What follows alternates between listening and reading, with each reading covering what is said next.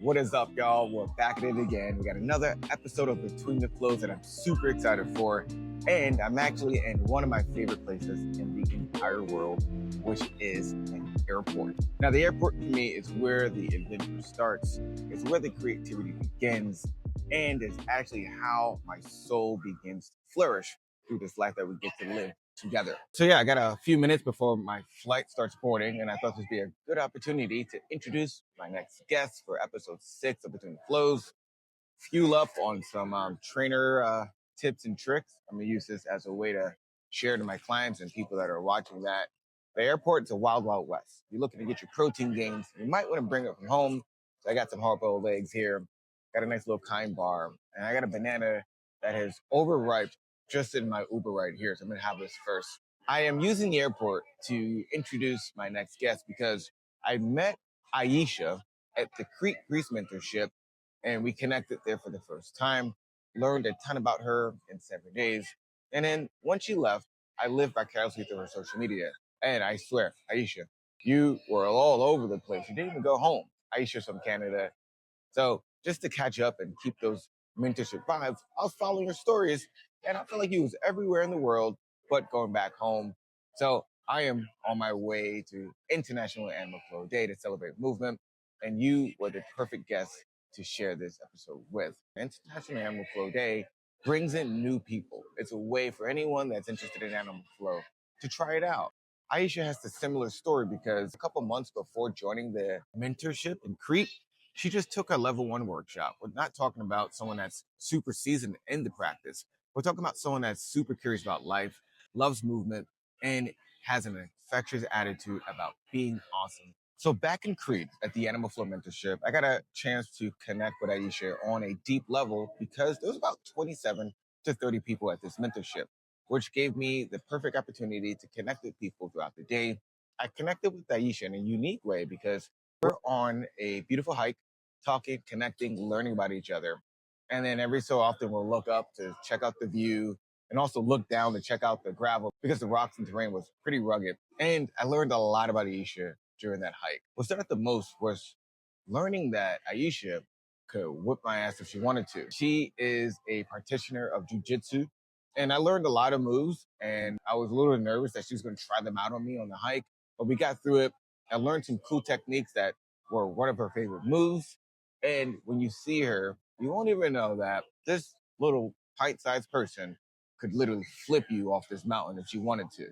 So it was really cool to share moments like that and learn about her passion to inspire women through her life coaching and health coaching services. So much excitement for this episode. I am fueling up for this flight. I got my Midwestern hat. I got my New York hat. And Aisha, it was truly a pleasure to get to know you. It's been awesome to continue to follow you on social media, witness your movement journey, witness your inspiration that you share online. And I'm super pumped that we can collaborate on a conversation. Everyone can hear your beautiful soul together. Everyone, meet Aisha. Yeah, thank you for including me. I like talking. I like real conversations, and yeah, just happy to be part of whatever it is you're doing because you seem like a really cool person. Oh man, look at that. This is gonna be the best interview here.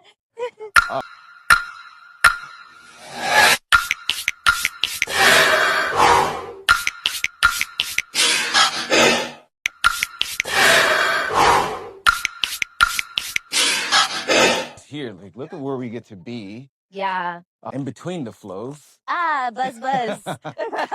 We're rocking. I get to chat. I get to connect with a special person. I never met you before besides the Circle app. Aisha, where are you from? And tell me, how'd you get started into the Animal Flow community? I am from Canada. I was born in Canada, but I grew up in Grenada in the Caribbean. My background is in competitive track swimming. Oh. Then I went into jiu-jitsu. I heard that on the bus. Yeah, for Animal Flow, I saw a YouTube video of this woman just doing, I don't remember, it was a lot of sequences on the beach. Right. And she looked fantastic. She was like super fit. And I was really inspired, but I couldn't find anyone in my city who could offer classes. Mm. So How long ago was that? this was 20 something. Yeah. Was it like a year ago, 2 years ago? No, maybe like 2016 or 17. Oh. Like Definitely before the pandemic that I saw. A while ago. Yeah. Okay, yeah. And then I tried, like when people see something on YouTube and they just try a random movement. Like, I got this. Yeah, you got it. I did not have it. My crab reach looked ridiculous. I was like this. It was so bad. Do it again. Boom. It was like that. And my fingers were like grasping for the jazz. Something. I mean, jazz hands are always good hands too. But because I couldn't find anyone in my city that offered classes, that's why it pushed me to go to the level 1 training. Right. And I did that with Freya. She's amazing. Freya is amazing. She's so cool. Shout out to amazing people in Canada. Yeah. And then I did my certification last year. Then I did my level 2 in Denver. Recently. With the guy, Mike. With the dude. The dude. Super cool. And I was so honored to meet him and then see Animal Flow in person with music, with so much expression, and tap into that myself. All coming from that YouTube video. I love the phrase tap in. Yeah. I say that when I teach my classes. I go tap in, and it gets people to go, all right, it's time to either flow or either sometimes shut up and like, let's flow. Yeah. So I love that phrase tap in. When for you did you discover that this system truly taps into your body? Was it after a workshop? Was it just practicing? It was in the workshop, but then also in practicing. Mm-hmm. It's the only movement system I've done that allowed me to explore so much in-depth knowledge and connection with my body. And I'd say that it's allowed, or you experience that in jiu-jitsu because you're using all of you, but in Animal Flow it's much more conscious. It's much more mental. Okay. And in jiu-jitsu you're like really tight all the time. You're always constricting something. A lot of awareness, but this one just totally opened up my mind, and it's so creative.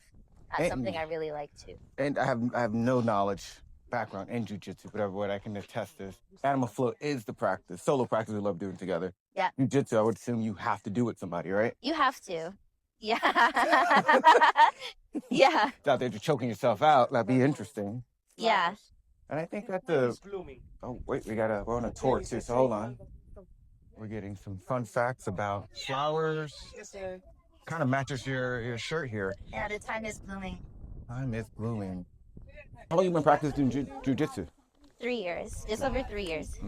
Yeah, I'm still a baby, but something where you can see a lot of your progress over time, and also the confidence in yourself that extends from your body practice that translates into your life. Same thing in Animal Flow. I mean, I find myself totally community oriented, and I like to be social. And I feel like Animal Flow allows me to expand on that, and I can see my own development, my own evolution of that. Wow. I find it's moving time. I find that there are fighters that truly immerse themselves into Animal Flow. Yeah. Do you find that within your practice of jiu-jitsu, your teammates or practice partners, I don't know the right term, are they kind of suspect? Like, what are you doing? Like, why are you doing Animal Flow? Like, do you find people are kind of weary trying it, or they understand it and go, wow, that's a good conduit to what you're doing? Yeah, they're like excited. They really like it. When I was practicing for my level 1 test out, I was teaching my my training mates, my partners. Trainer mates. Yeah, there we go. I just said that. But there in the warm up, there's nothing about training the wrists. And in jiu-jitsu, you're constantly grabbing, making grips, a lot of tension on the wrist. There's a lot of submissions with the hands and on the hands, but we don't train the wrist for whatever load is happening in the training session. So when I brought Animal Flow, they were like, oh my God. And it's so much fun to like jump around and use your legs and open your hips. And so I think they accepted with open arms, though I do have someone who sent me a question that I asked Mike. Oh, the deep question. They like, what makes Animal Flow different and better for developing your proprioception, your awareness of your body, Advanced proprioception. advanced proprioception, in compared to grappling Right. and jiu-jitsu. And that's very specific to the sport, specific to what you're applying to. Yeah, All maybe. right. All right, we're going to jump into a quick group photo. Group photo.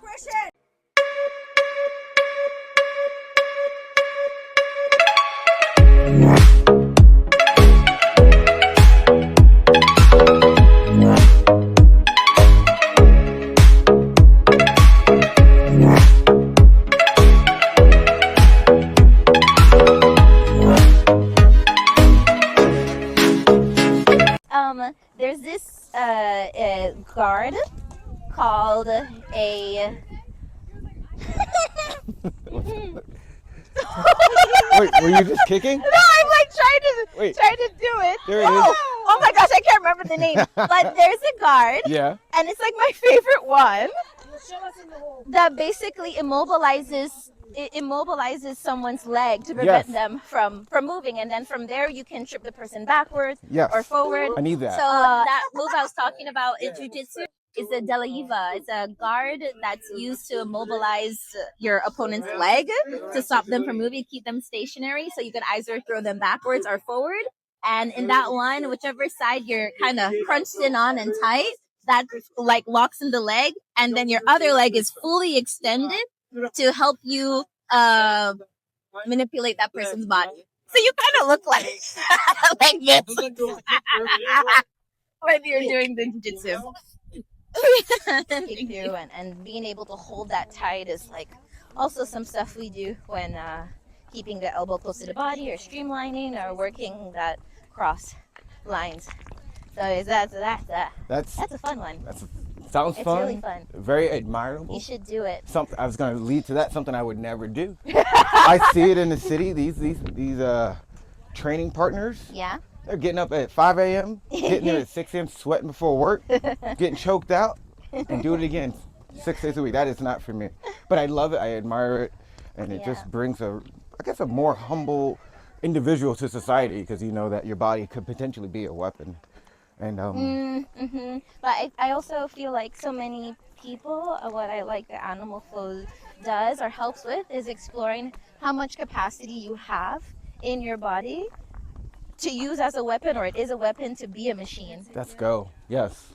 So it's the best machine. Yeah, there's so much that's possible, and finding the movement system that works right for you. But I'm not like so experienced in movement. I've done 2-3 sports, and Animal Flow is the only thing that allowed me to tune into my body in such a in-depth,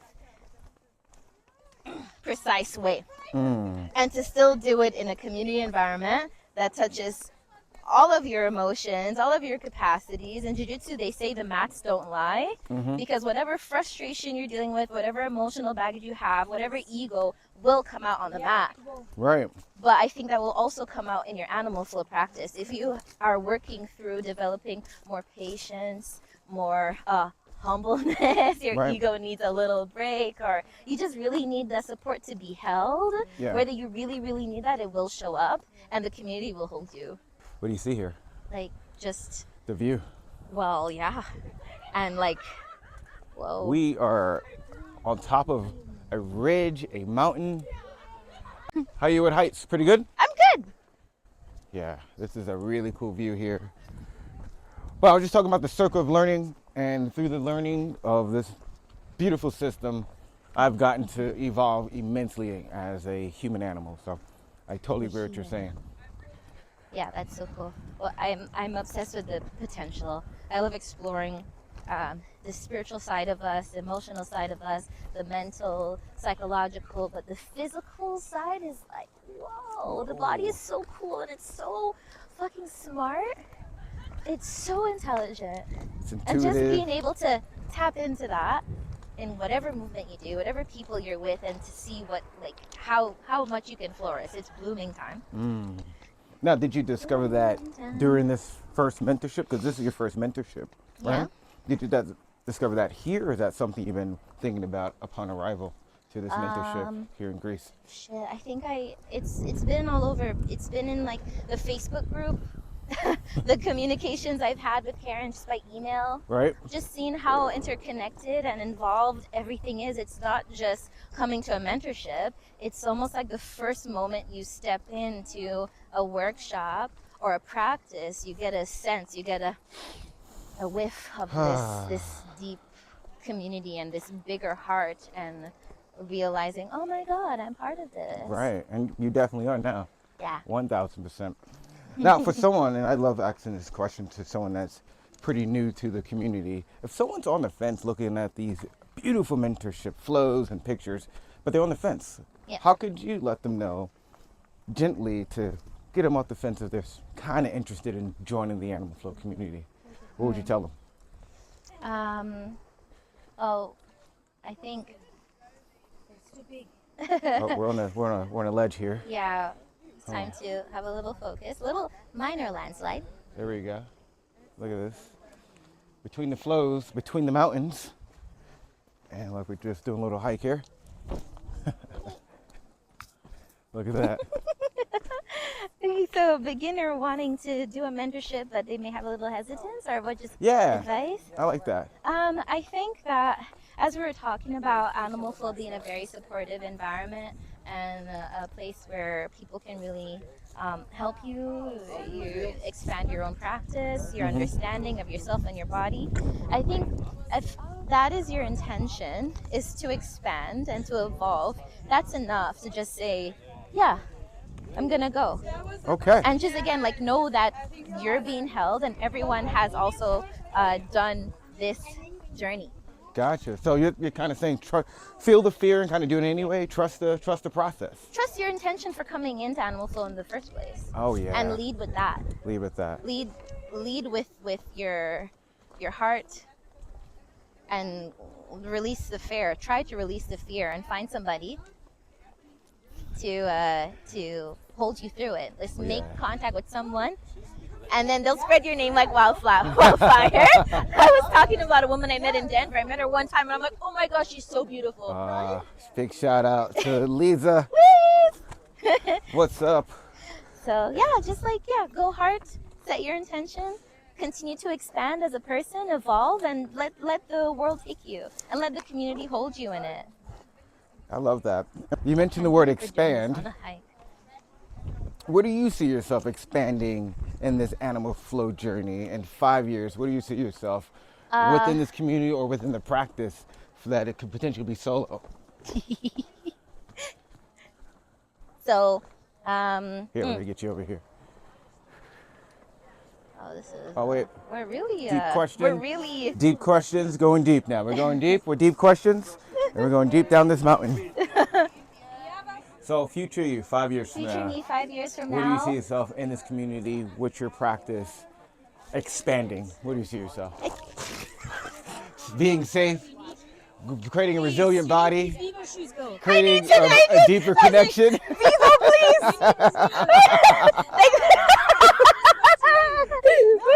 Vigo, when you guys see this, we gotta get Aisha some shoes, okay? 'Cause none of us are walking like that. We don't know what's on her feet. Thank you. I'm getting like excited. Okay. Talking about that first pillar, connection, communication. Okay, 5 years from now. If she makes it now. I will make it. We will make it. 5 years from now, I will have this like incredible community of women who are like changing their communities and their families. And yeah, to be like part of this superwoman, this superhuman, this goddess. Let's go. That I really want. That's the impact. That's the touch I want to have, and the grace and the humility and the heart, and people can feel like totally safe and comfortable and happy. I love that. I love that. The bird. What you said. Signing out. Peace. Thank you.